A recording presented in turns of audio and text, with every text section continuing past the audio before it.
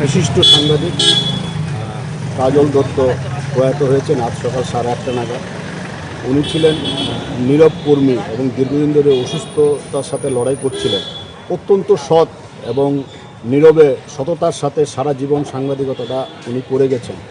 বর্তমান প্রজন্মে হয়তো ওনাকে ওইরকমভাবে চেনে না, কিন্তু বর্তমান প্রজন্ম যদি ওনার জীবনধারা জানে তাহলে আমি বলবো যে উনি যে জীবনধারাতে সাংবাদিকতাটা করে গেছেন, অত্যন্ত সততার সাথে নীরবে করে গেছেন, বর্তমান প্রজন্মের কাছে এটা অত্যন্ত প্রয়োজন।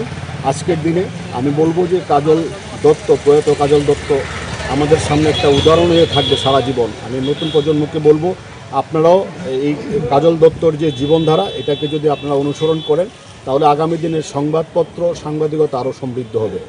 এবার আমার কাজল দত্ত তো অ্যাকচুয়ালি সাবরুম থেকে উনি আসেন আগরতলায়, এবং যেটা প্রণববাবু বলেছেন অত্যন্ত নীরব কর্মী। পত্রিকা অফিসের মধ্যে কিছু কর্মী থাকেন যারা নীরবে পত্রিকাটাকে সামলান। বাইরে আমরা মানে সাংবাদিকরা যেরকম বাইরে বাইরে সবাই চেনে, এরা খুব একটা পরিচিত হন না। এরা অফিসের মধ্যে থেকে পত্রিকাটাকে সাজান, সুন্দর করে পরের দিন পাঠকের দরবারে তুলে দেবার সব কাজটা তারা করেন। তো কাজলবাবু সেই রকম একজন কর্মী ছিলেন। ডেইলি দেশের কথা পত্রিকার উনি বার্তা সম্পাদক ছিলেন, তবে দীর্ঘদিন ধরে অসুস্থ ছিলেন বলে শুনেছি এবং চিকিৎসাও চলছিল।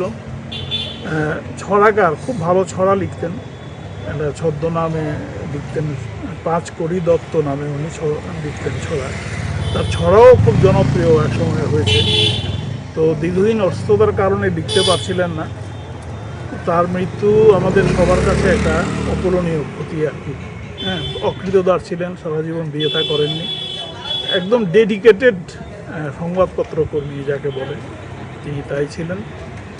তিনি আমাদের কাছে প্রেরণা এবং তরুণ প্রজন্মের সামনে তার আদর্শ একটা অনুসরণযোগ্য দৃষ্টান্ত। মৃত্যুকালে ওনার বয়স কত ছিল? মৃত্যুকালে আমরা যতটা খবর পেয়েছি 59-এ ওনার জন্ম, সে তাতে 67 বছর হয়। হতে পারে একটু এদিক সেদিক, হয়তো আরও 1-2 বছর বেশি হলেও হতে পারে। তবে অসুস্থ ছিলেন, অনেকদিন ধরেই অসুস্থ ছিলেন, এই জন্যে আরও বেশি রুগ্ন হয়ে গেছিলেন আর কি।